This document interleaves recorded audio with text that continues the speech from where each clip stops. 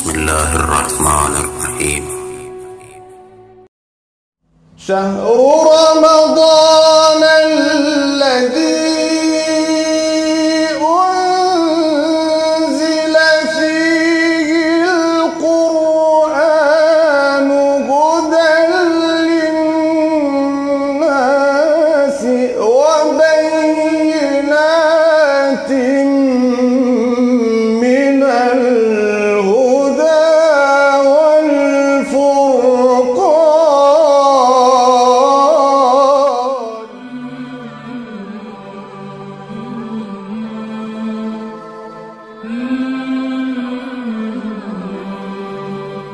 اعوذ باللہ من الشیطان الرجیم. بسم اللہ الرحمن الرحیم. اللہم عجل لولیک الفرج. آپ کے اور ہمارے اور ہماری ماؤں اور بہنوں کے ذہنوں میں ہمیشہ یہ سوال آتا ہے کہ آخر امام زمانہ علیہ السلام کے ظہور کے لیے عورتوں کی ذمہ داری کیا ہے؟ کون سا کام کریں کہ امام کا ظہور جلد سے جلد ہو؟ اس سوال کے جواب کے لیے ہمیں کچھ چیزوں کو سمجھنے کی ضرورت ہے.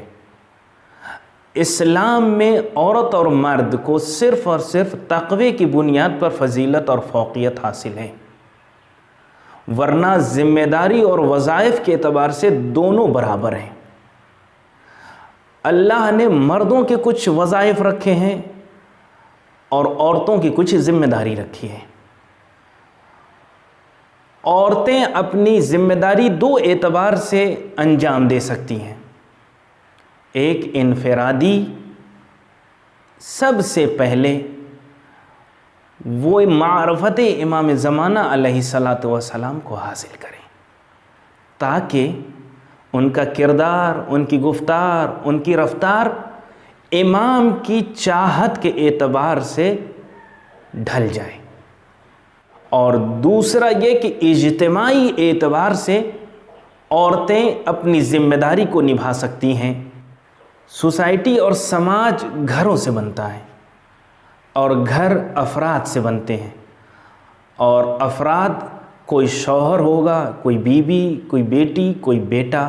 اللہ نے خاندان اور خانوادے میں مرکزی حیثیت عورت کو عطا فرمائی ہے، اس لیے کہ عورت لطیف ہے، نرم ہے، نازک ہے، مہر و محبت کی بہترین نمونہ ہے. یہ اگر چاہے تو گھر اور سماج کو جنت بنا دے، اور اگر چاہے تو گھر اور سماج کو اپنے برے کرتوتوں کی وجہ سے، اپنے برے کیریکٹر کی وجہ سے جہنم بنا دے. سماج کی تربیت گھر پہ منحصر ہے اور گھر کی تربیت منحصر ہے عورتوں کے اوپر. یہ عورت ماں بن کر آنے والی نسلوں کی تربیت کر سکتی ہے تاکہ ان کی اولادیں حقیقی منتظر کہلا سکیں، اور زوجہ بن کر امام علیہ السلام کے ناصروں کی یار و مددگار بن سکتی ہیں.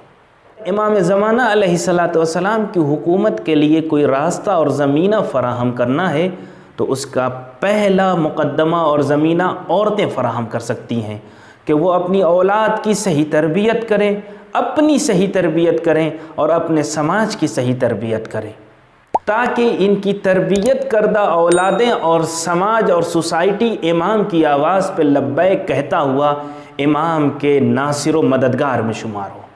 روایتوں میں ہے کہ 313 اصحاب جو امام علیہ السلام کے ہوں گے، جو اصحاب خاص ہوں گے، ان میں سے 50 عورتیں ہوں گی. وہ عورتیں کون سی ہوں گی؟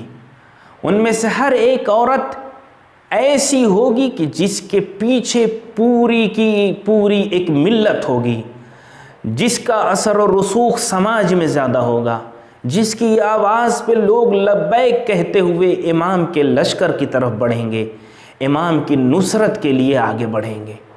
جس کی ایک مثال اس طریقے سے دی جا سکتی ہے. مدر ٹریسا ایک نام ہے. ایجوکیشن اور تعلیم کی دنیا میں مدر ٹریسا نے ایک نام چھوڑا ہے، پر جہاں بھی ایجوکیشن کا نام آتا ہے وہاں مدر ٹریسا کا نام آتا ہے. یہ 50 عورتیں کیسی ہوں گی؟ ان میں سے ہر ایک مدر ٹریسا کی طرح سے 50 عورتیں اس طریقے سے سماج اور سوسائٹی میں رسوخ رکھیں گی، اور ان کی آواز پہ سب کے سب لبیک کہیں گے، اور امام کی نصرت کے لیے افراد کو آمادہ کرنے والی یہ عورتیں ہوں گی، سماج کو جھنجھوڑ کے جگانے والی یہ عورتیں ہوں گی جو 50، جس کو روایتوں نے نقل کیا۔ جب عورتیں اپنی ذمہ داری کو نبھائیں گی تو وہ جناب خدیجہ کی طرح اپنی دولت کو حجت زمان کے اوپر قربان کر دیں گی، اپنی اولادوں کو قربان کر دیں گی، اپنی تمام خواہشوں کو، آرزوؤں کو امام کے قدموں تلے رکھ دیں گی، اور اپنے سوسائٹی اور اپنے سماج کی تربیت فاطمی انداز سے کریں گی۔ خدا سے یہی دعا ہے، خدایا ہماری ماؤں اور بہنوں کو حقیقت میں معرفت امام زمانہ علیہ السلام حاصل کرنے کی توفیق عطا فرما، اور ان کو ظہور امام زمانہ علیہ السلام میں مقدمہ سازی کرنے کا راستہ فراہم فرما۔ وصلی اللہ علی محمد وآلہ الطیبین الطاہرین۔